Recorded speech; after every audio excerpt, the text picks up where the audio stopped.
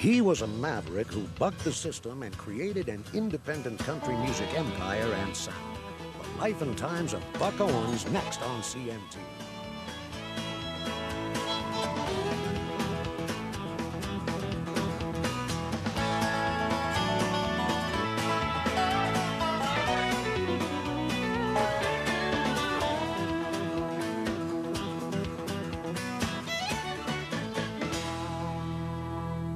I've got a tiger by the tail, it's plain to see. I won't be my twin, you get through with me. Well, I'm a-losing weight and I'm turning mighty pale. Looks like I've got a tiger by the tail. I've got a tiger by the tail, it's plain to see. And that's probably what it was when Buck's music took off. It was that. And it was a whirlwind. Buck's a whirlwind. They're gonna put me in the movies. Yeah, they're gonna make a big star out of me. Buck did come through cutting like a knife, just like Elvis did. You know what I'm saying? In his own way, he established a great sound. Love's gonna live here. Love's gonna live here. Love's gonna live here again. I mean, I can't imagine anybody hearing Buck's records and not just being completely transported by it. Love's gonna live here again. It's just so confident, it's just so there. It's sort of like they're perfect records. Buck Owens, the man with the honky-tonk sound and the country smile, owned the country music charts for most of the 1960s, knocking out 18 #1 hits between 1963 and 1969. But Buck's success was more than a matter of record sales. At a time when country music was going through an identity crisis, Buck kept it true to its honky-tonk roots. And he did so as an outsider from Bakersfield, California. Buck Owens, from about, 1958 to about 1968 or 9, was the quintessential proponent of honky-tonk music, took it to its zenith. Country was going through I would say, almost cosmopolitan kind of a sound with strings, and things were a lot more lush, and Buck came along, and it was twangy electric guitars and not a lot of bass and a little bit of kick in it, and it was really way ahead of its time. I would say that at a time when, country music was really trying to dress up and get itself accepted, the Nashville people were really trying to get past the hay bales. Old Buck Owens was out there in Bakersfield just being cool. Being cool and working like a man possessed. A 9th grade dropout from a dirt-poor family, Buck's artistry was matched by his hunger to succeed and his business savvy and nerve. Along with the Bakersfield Sound, he built a Bakersfield empire that put him in complete control of his work and made him one of country music's wealthiest men. I don't know that there's any other artist out there that understands the game of country music and the business of country music as well as he does. Buck took himself and made himself an industry. Now this town's full of hundreds of guys with record deals all wanting to be an industry. They're all trying to do what Buck did,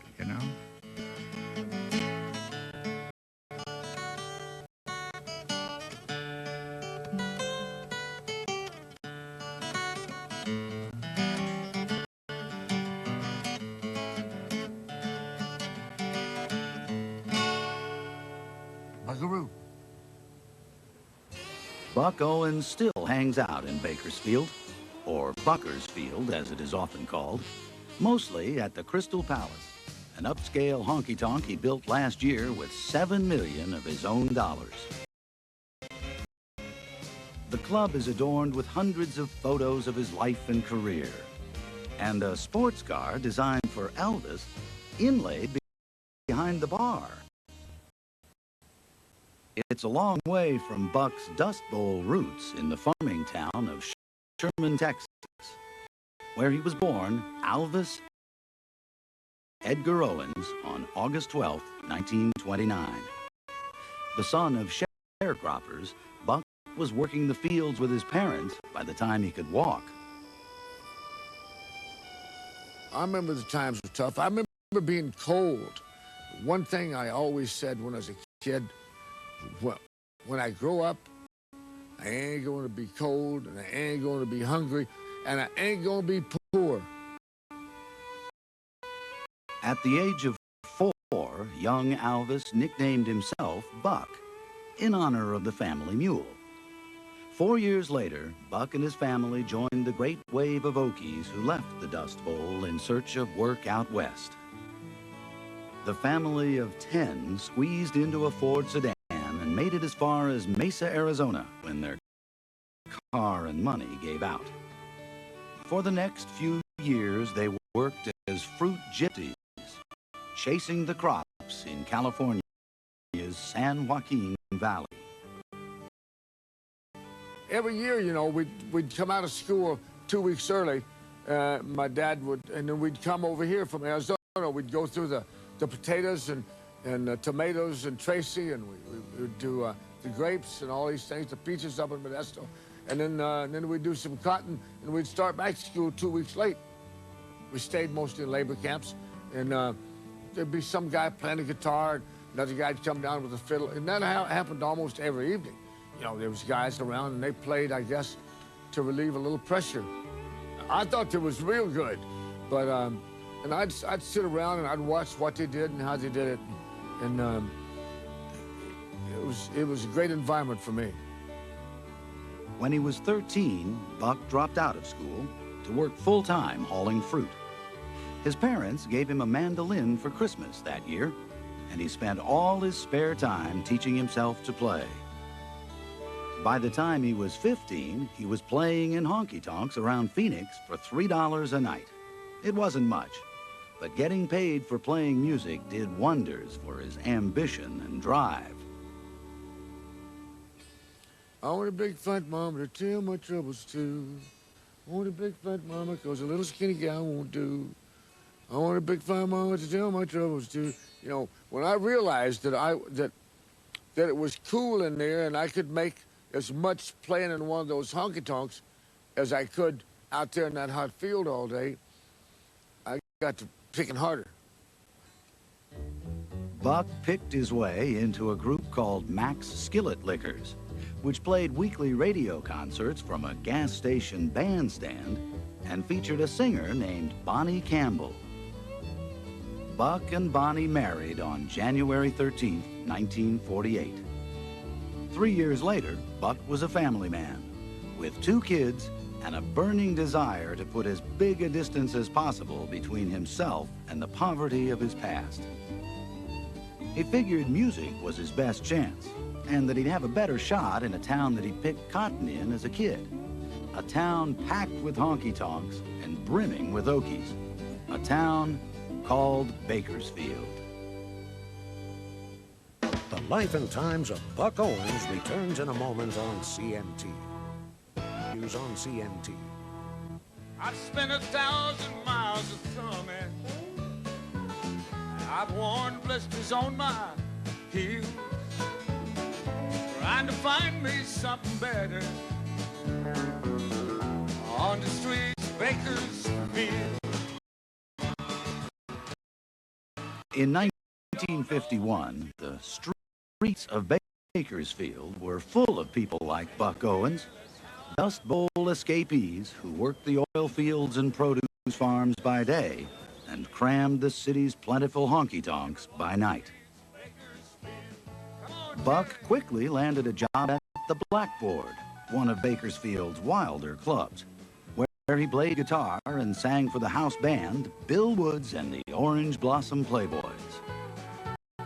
Buck would play here 7 nights a week for the next 7 years, honing his skills before a pent-up roughneck crowd that demanded music it could move to and feel. Spent a night there in the can. A real good honky tonk the dance floor stayed full.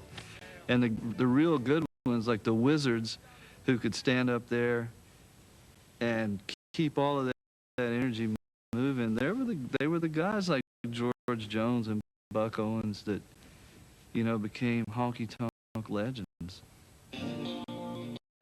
Buck thrived in Bakersfield. He taught himself to play saxophone and drums, commuted to Los Angeles for day jobs as a studio musician, and moonlighted on guitar for Tommy Collins, at the time Bakersfield's biggest star. It was with Collins that Buck made his first trip to the mecca of all aspiring country artists, Nashville. It was a sweet experience for Buck, who had his picture taken with Eddie Arnold and Chet Atkins. But it was also an eye-opener. Buck was stunned by Nashville's heavy-handed ways. The Grand Ole Opry wouldn't let Collins' band use a full set of drums or control how loud they played. That was quite strange for me. Especially they didn't allow you to have your own amplifier. You jacked it in the house system, and they regulated it how they wanted it to sound. I'd never played anywhere where I didn't have the volume control or I didn't have the tone control. But, you know, beside the point, I had played now in the Grand Ole Opry, and so that was something good for me. I had no...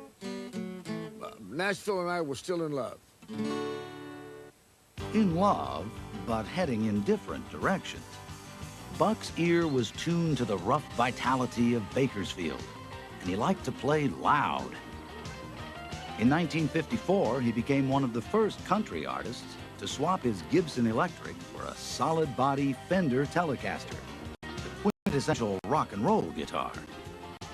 When Elvis broke in 1956, Buck identified with the revved-up new sound. When Buck first heard Elvis and rock and roll and all that exciting stuff out in California, you know, we were all aware of it just as soon as it happened. And we talked about it. And Buck, though, he liked that, you know, and I think he took some of that excitement. Inspired by Elvis, Buck cut a rockabilly record in 1956 called Hot Dog. But the hostility to rock by country purists was so great that he put it out under a pseudonym. Corky Jones was a name I invented to try to do a rockabilly record and don't get thrown out of the country music establishment. They thought of you as a traitor if you tried to cut a country record to where it might be played in the pop as well. And so I even tried a different name, Corky Jones, but it didn't hide anything. A year later, Capitol Records signed Buck to a record deal. But they were afraid he sounded too country and made him put strings and a sugary choir on his first recordings. It wasn't me, you know, and they said, well, you know, we're going to have something that folks are going to like. So we ended up with a group of people singing doo-wahs on them. The records bombed, and when Capitol asked Buck to record again, he insisted on doing it his way. Well, I'll give you love that's above and beyond the call of love, and I'll never ever make you cry. Yes, I'll give you Buck cut a series of up-tempo shuffles that featured fiddle and steel guitar. They sounded unmistakably country, but also modern and clean. Above and Beyond, Second Fiddle, and Under Your Spell Again were all top 40 hits that kicked off Buck's recording career. Inevitably, as Buck made a name for himself, Nashville beckoned. Buck appeared on Farron Young's Country Style USA in 1960. Buck, it's wonderful having you here on Country Style USA. Buddy. Well, thank you very much. It's a real pleasure to be here. Say, Farron. But the more Buck saw of Nashville, the less he liked its musical direction or domineering style. Well, the attitude was be a good boy and pat you on the head and feed you cornbread and you're going to be okay. But you got to do things within the rules, you know. And, of course, you know, I never was very good at that. I always thought that they made soupy, syrupy, sweet music and sweet love songs and all that, and it bored me.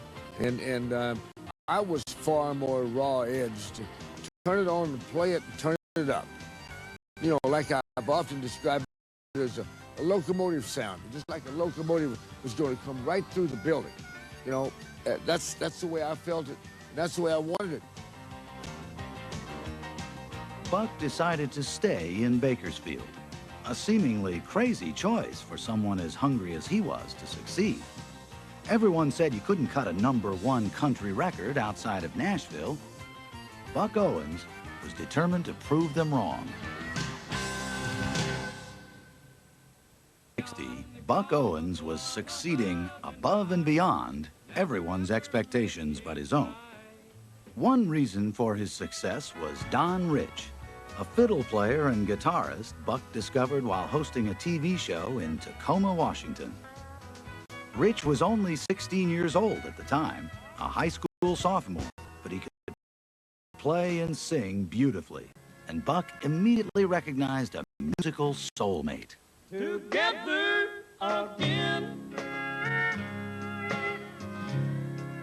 the gray skies are gone. I was enthralled by Don Rich, who was Buck's harmony singer, and Buck would probably speak more reverently of Don Rich than maybe any man that he's ever known.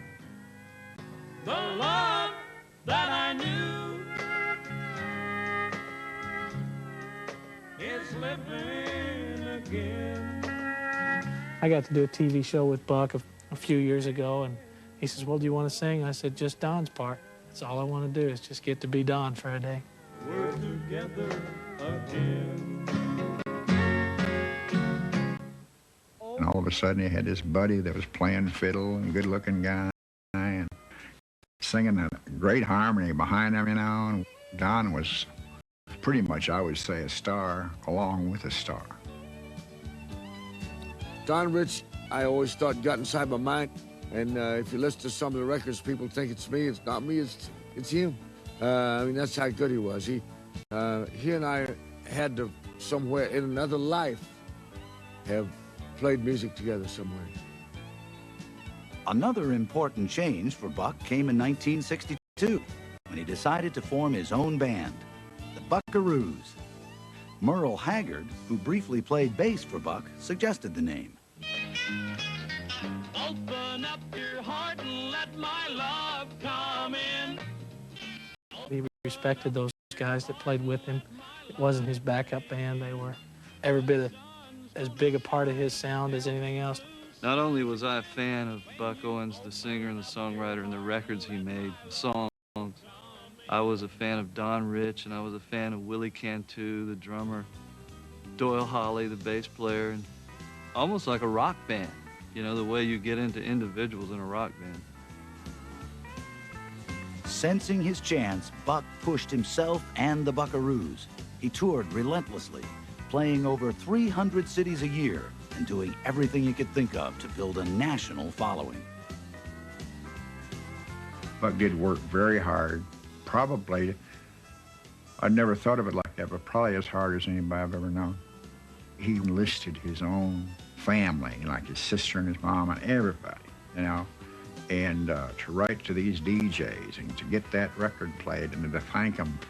And old Buck Owens, really, he exploited the fan club thing in country music first and the most by keeping in touch with these fan club presidents. And every town we go to, there'd be one, you know. Buck would give her a hug.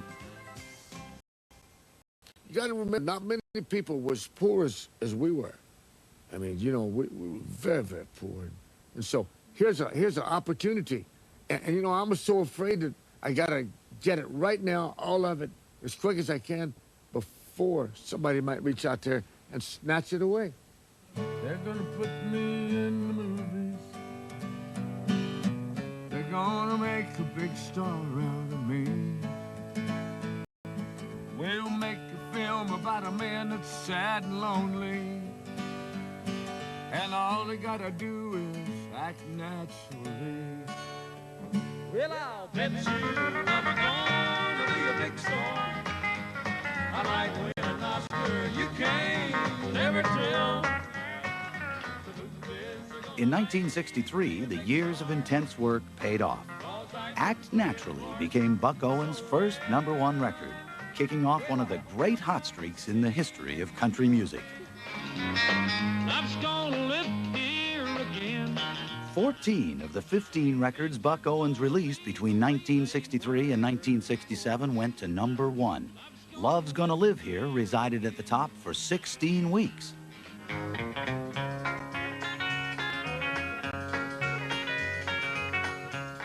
A throwaway called Buckaroo became the first instrumental to top the country charts.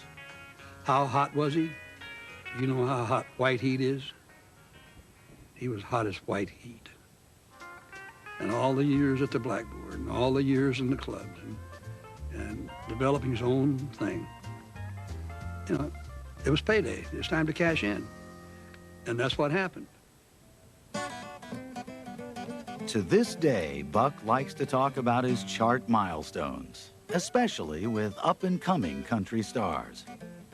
I remember when I was in his office, he showed me a Billboard chart. He had 2 songs, #1 and #2. The next week, they were flip-flopped, and then the next week, they flip-flopped again, 1 and 2, and he showed it to me, and he said, "Look at there, boy, that won't ever happen again." But Buck Owens and the Buckaroos were not just a group that could sell records. They were also an electrifying live band. And the image of Buck and Don playing twin Telecasters was one of the most riveting of its time.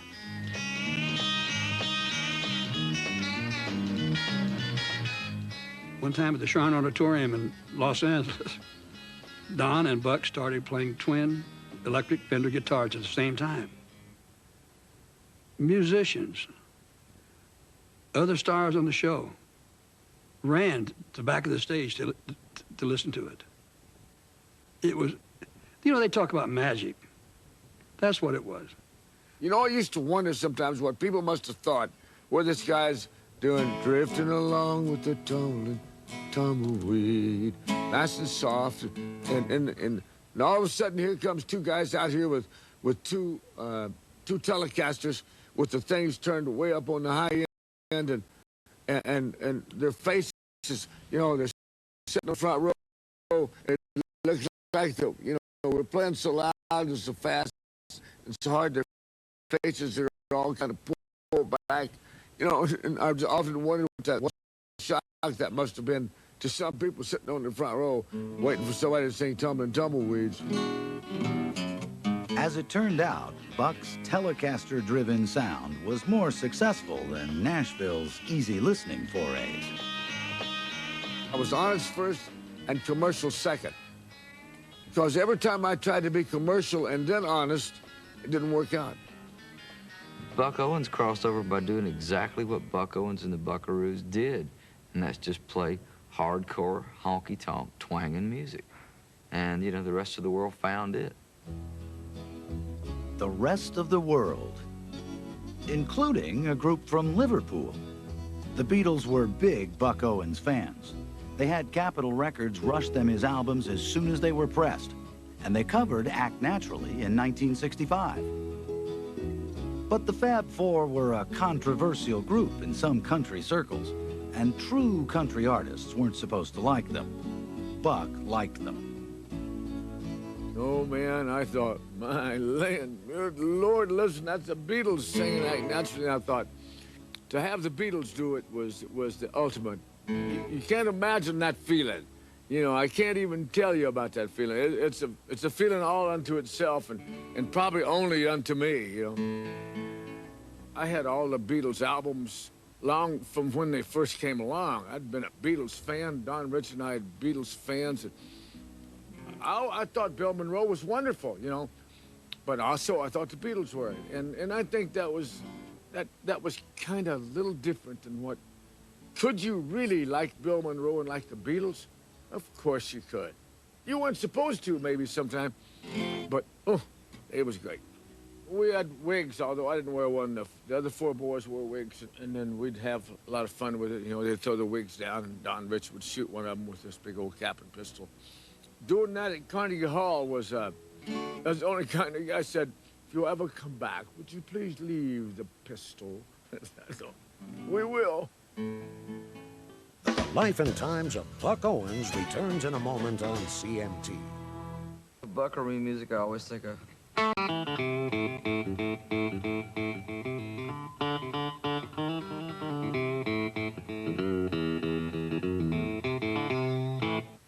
Well, I discovered Buck Owens when I was like 7 years old. That twanging Telecaster sound, it went right inside my heart immediately and lived there, and it has ever since. Tiger by the Tail was the first song I ever learned to play. The first song. I had my first band when I was just a kid. I mean, like 9 years old. One of the set lists that I found, and I gave it to Buck, it said, Tiger by the Tail, in parentheses, I'd made myself a note, act like Buck Owens. Tiger by the tail, it's plain to see. I won't be much when you get through with me. Buck recorded Tiger by the Tail in 1964, at the height of his popularity. The song was a takeoff on a Tiger in Your Tank ad campaign for SO Gas. It became Buck's biggest hit and signature song, crossing over to the pop charts and giving him a second nickname.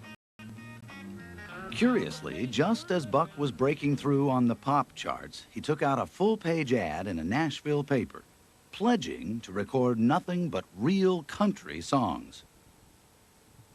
A lot of places he would go, people say, "Yeah, Buck, you'll be playing that rock and roll the next thing you know." And he was trying to send a message to the fans to assure them that he was going to play country music. I went and got a copy of that pledge, and we nailed it in the front of that bus, you know? And we kind of lived by it. We kind of thought it was a cool pledge to live by. I will play no song that isn't a country song. And then turn right around and play Johnny Be Good. I like that kind of pledge. Where I come from, that's a country song. What exactly did Buck mean by a country song? The same month that he took the pledge, Buck recorded Memphis by rock and roll pioneer Chuck Berry. Later, he scored a #1 country hit with Berry's rock anthem, Johnny Be Good. Way down in Louisiana, back in New Orleans, you know, they're talking about a little boy that plays the guitar and he waves to the locomotive guy. His mama saying someday your name's gonna be up in lights. That's a country song to me. If Chuck Berry recorded it, he's black, so they say, well, it's rock and roll.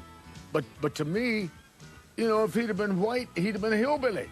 He'd have been a country guy like me. I wanted the American public to know I was country. I am country. I ain't never been anything but. But it doesn't mean that I can't love other kinds of music. Yeah?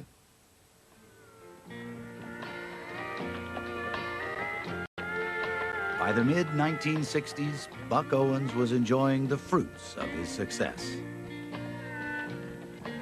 Well, I spend a lot of time at my ranch. I love cattle and I love horses and outside life. A child of the Dust Bowl, Buck was now a gentleman rancher, presiding over a large spread outside Bakersfield with his second wife, Phyllis. Buck was also developing into an astute businessman. He bought the first of several radio stations, launched a music publishing company, and built his own state-of-the-art recording studio, single-handedly turning Bakersfield into an independent country music capital. Hi, everybody. I'm Buck Owens, and welcome to our show. Buck also threw himself into a new arena, television, producing and starring in a syndicated series called Buck Owens Ranch. You know, when I was a kid, we never missed the Buck Owens show. I saw one of those episodes recently on some program, and was just blown away by the accuracy of the singing. But you could have recorded those for an album, what they did on his show. And, you know, and that's difficult to do. Buck showcased some early music videos on the Ranch show, including one he recorded in the streets of New York City. I wouldn't live in New York City if they gave me the whole dang town. Talk about a bummer, it's the biggest one around. Sodom and Gomorrah, tame to what I found. I wouldn't live in New York City if they gave me the whole damn town. Buck didn't mind visiting New York City, however, especially when he was asked to perform in the most prestigious honky tonk of them all, Carnegie Hall. They're gonna put me in the movies. They're gonna make a big star out of me. In 1968, Buck played in a very different kind of concert hall for a very different kind of crowd. I had an old poster that burned up in a fire a couple years ago, sadly. It was an original Fillmore West show poster where Buck Owens and the Buckaroos, Buck the Tiger Owens, it said, would be appearing at the Fillmore West. I think probably 1967, like the height of the summer of love. I mean, you talk about juxtaposing culture. I mean, that was it, but not really. I was mystified and sometimes mortified, you know. I thought, these guys, now, wait a minute, what are we doing here? I felt like I was out of place at the time, but the more we got into the evening, you know, the better it was for us. I thought, yeah, this ain't too bad. These kids, they know what they like. It's the first place I ever learned that they didn't want halfway stuff. Don't apologize. They wanted, when they wanted country, they wanted stone country. And then I knew that's why they had me there, to be myself. Many people thought Buck stopped being himself when he decided to host another TV show.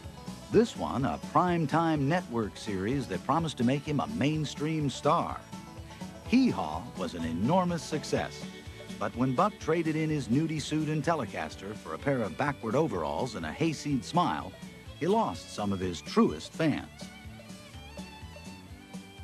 I have to say openly, when Buck joined up the Hee Haw cast, I was mad. You know, and in some ways I never got over it. I thought, oh, he's sold out, you know? And because before he was that entity outside of it all, and then he went and joined the mainstream. You know, they paid me $400,000 a year for 17 years, and that makes them really nice people to me, you know? Well, the bad side, of course, was always, how do you take a guy that wears his overalls backwards up there on this show with all these pretty girls and all these seemingly dumb guys? How do you take a guy serious when he wants to sing a song like, together again, my tears have stopped falling. Long, lonely nights are now at an end. You sing songs like that. I don't think they believed me after that. The Life and Times of Buck Owens returns in a moment on CMT. Continues on CMT.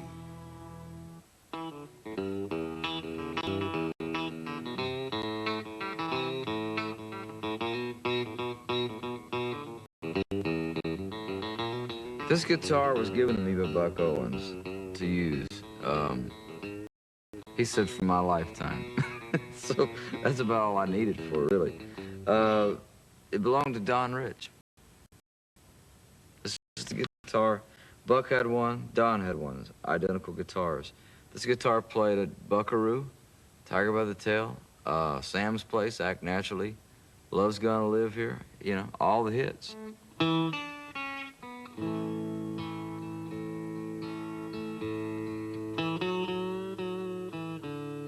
You play it and you go, that's it. That's why I learned to play the guitar. That's the sound.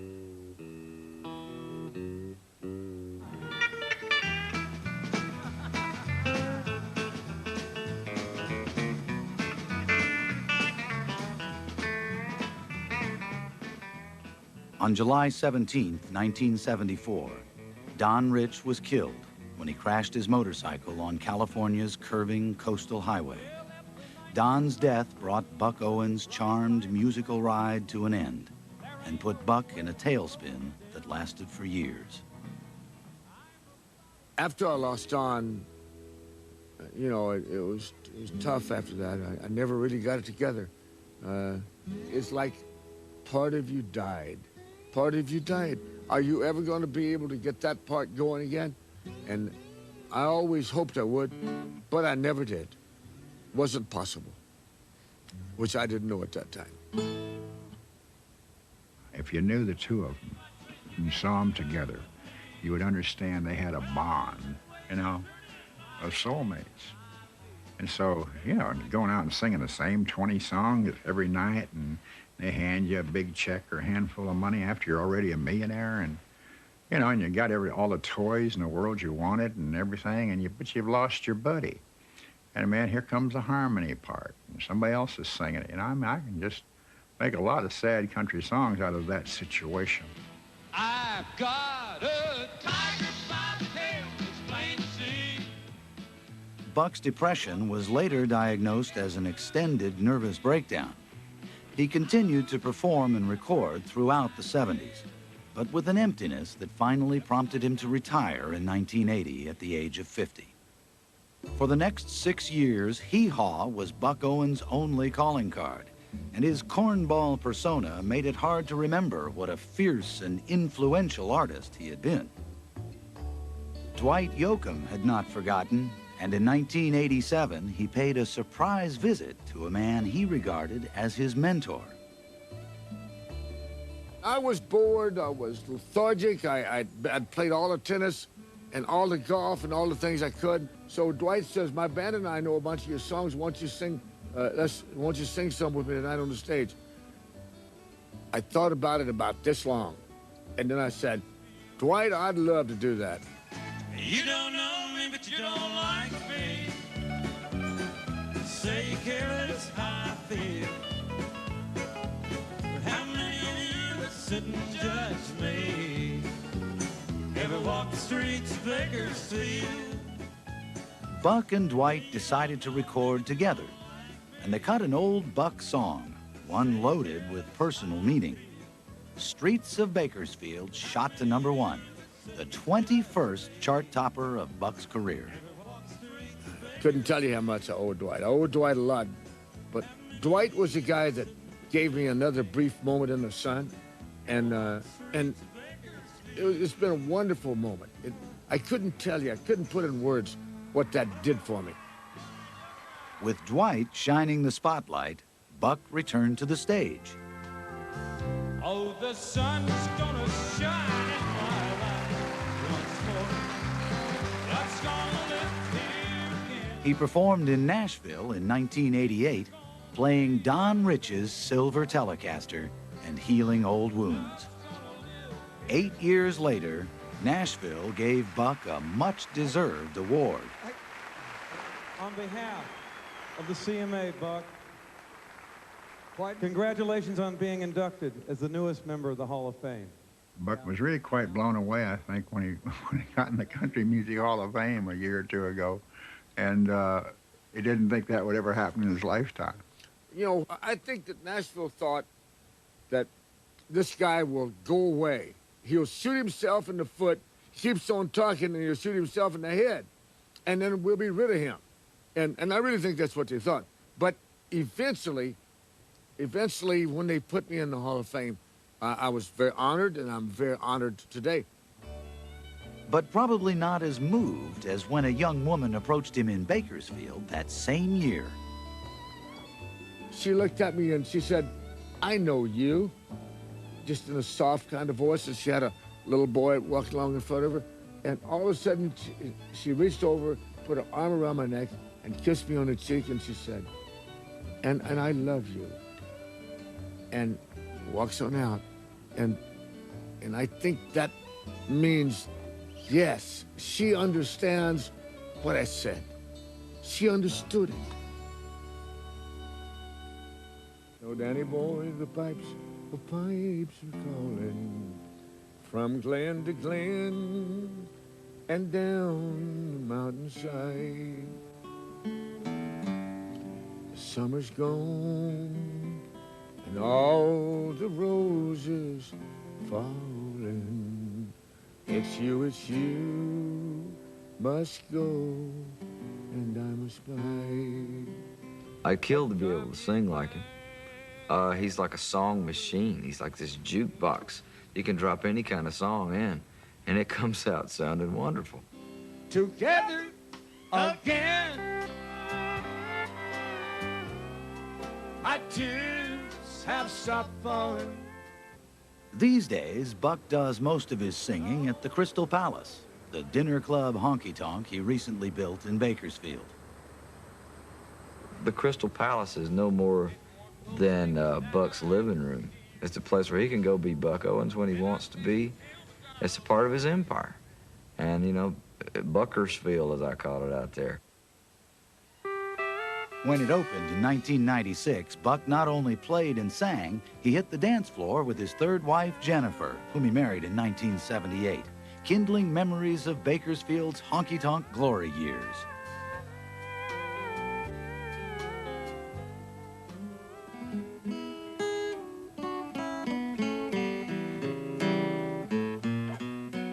But Buck's own memories dance to life when he sits back and noodles on his guitar. Just a simple little guitar. Pretty soon you look around and you say, well, what time is it? And that's the first time you realize an hour and a half's passed. And it still works that way for me sometimes. As it did when Buck first picked up a guitar as a Dust Bowl kid in Texas. All he wanted to do was get out of the cold.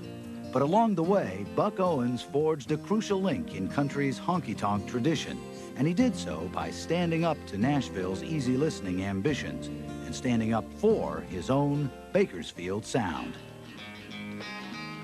He came up with something really unique and different, his own style. I would think that anybody that does that has to have a sense of independence about them. They're not going to be influenced by record companies or trying to get a hit. Ultimately, you have to do it your own way. I stand the same place I always stood, and that's if it's in your head and in your heart, I think you need to go ahead and do it.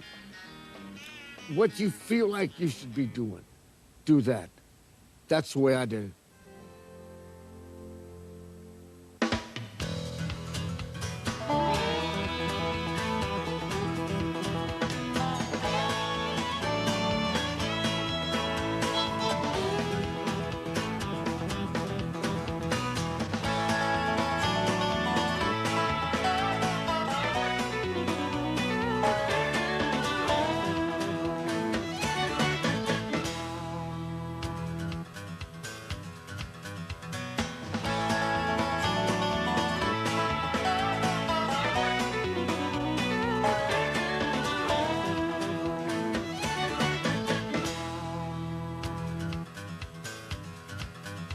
'50s.